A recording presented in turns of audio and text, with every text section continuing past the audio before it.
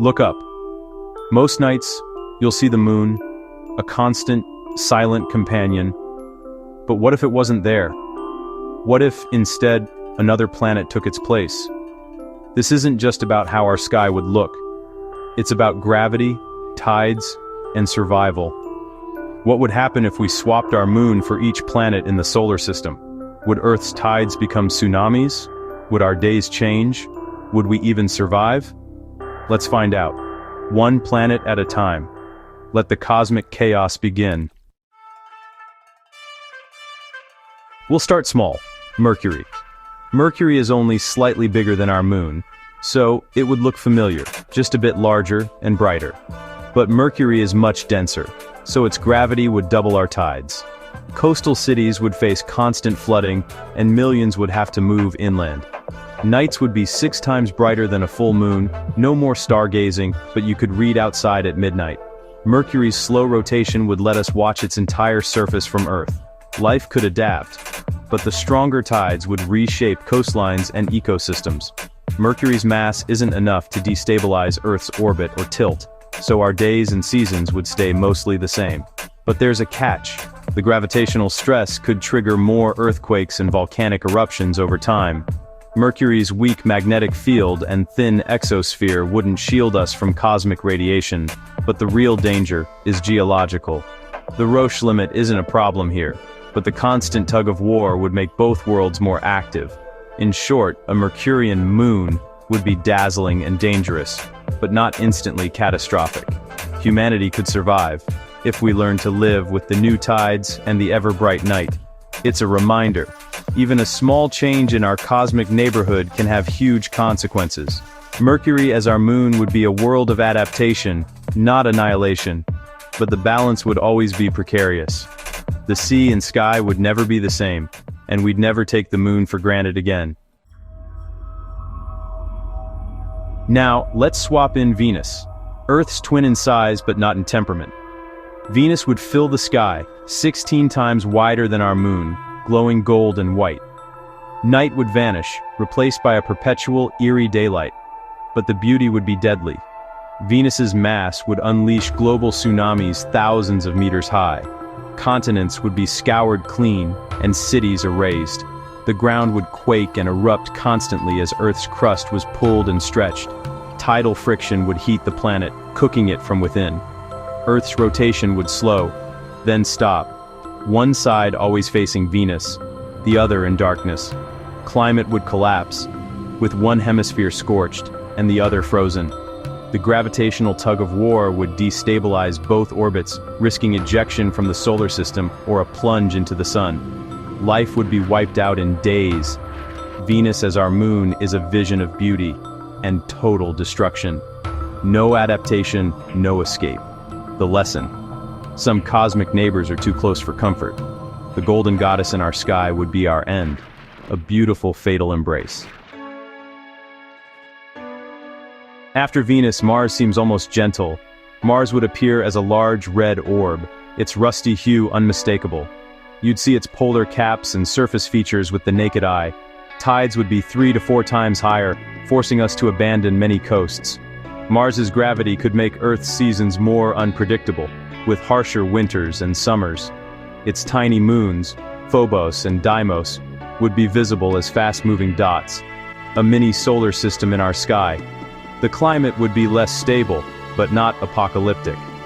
Humanity could adapt, though agriculture and weather would be more challenging. Over millennia, the Earth-Mars system might become unstable, but not immediately catastrophic. Mars as our moon would be a world of compromise. More danger, more wonder.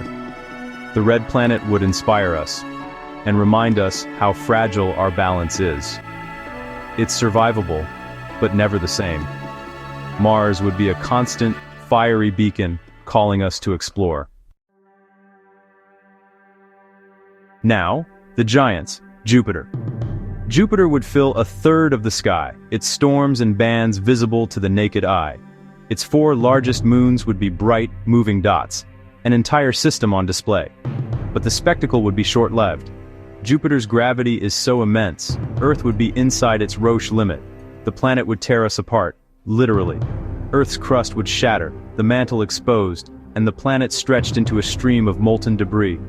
We'd become a glowing ring around Jupiter, joining its dust and ice. No life survives, no adaptation is possible. Even if Earth somehow stayed intact, our orbit would be destroyed. We'd become a moon of Jupiter, on a wild, unstable path. But the Roche limit is absolute. Jupiter as our moon means instant annihilation. The king of planets would end our story before we could even marvel at the view. Beauty and terror, inseparable. Jupiter's presence is a cosmic death sentence. End of Earth. Saturn, the jewel of the solar system. Its rings would arch across the sky, brighter and more intricate than the Milky Way. Shadows from the rings would sweep the land, and at night, the sky would glow with their icy light. But Saturn's mass, 95 times Earth's, would doom us.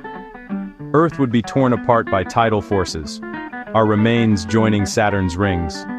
Even if we survived the Roche limit, constant meteor showers from the rings would bombard the planet. The gravitational chaos would melt Earth's interior and shatter our rotation. Saturn's beauty would be our undoing. For a fleeting moment, we'd witness the universe's greatest art show.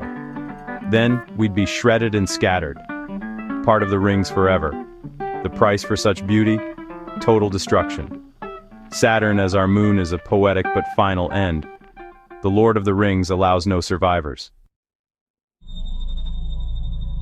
Next, Uranus, the sideways ice giant. It would appear as a huge blue-green orb, its rings and moons orbiting vertically like a cosmic Ferris wheel. The sight would be mesmerizing, but deadly. Uranus's gravity, 14 times Earth's, would unleash monstrous tides and constant earthquakes. The crust would rupture, oceans would boil, and the surface would become a molten wasteland. Earth's tilt and rotation would be thrown into chaos, with seasons and days stretched to extremes. Life would be impossible. Even if Earth survived the Roche limit, the climate would be shattered, and the planet tidally locked.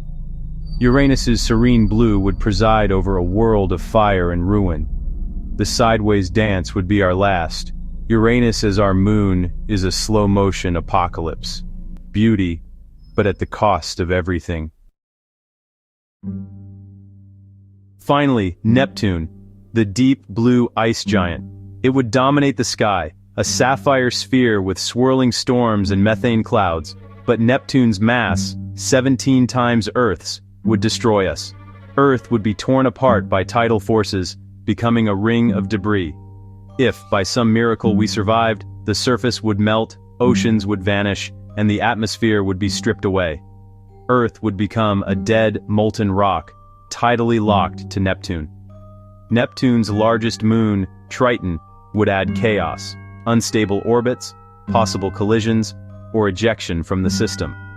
No scenario ends well. The blue beauty would be our last sight. The ice giants, like the gas giants, are too powerful to be neighbors. Their allure is deadly. Neptune as our moon is annihilation. Swift or slow, but certain. Some wonders are best admired from afar. Our journey ends where it began, with our moon. We've seen how every other planet brings chaos or destruction. The moon is the perfect partner, the right size, mass, and distance to keep Earth stable and alive. Its gentle gravity gives us tides, not tsunamis. It stabilizes our tilt and seasons. The next time you look up, remember, the moon is our silent guardian. It anchors our world, making life possible.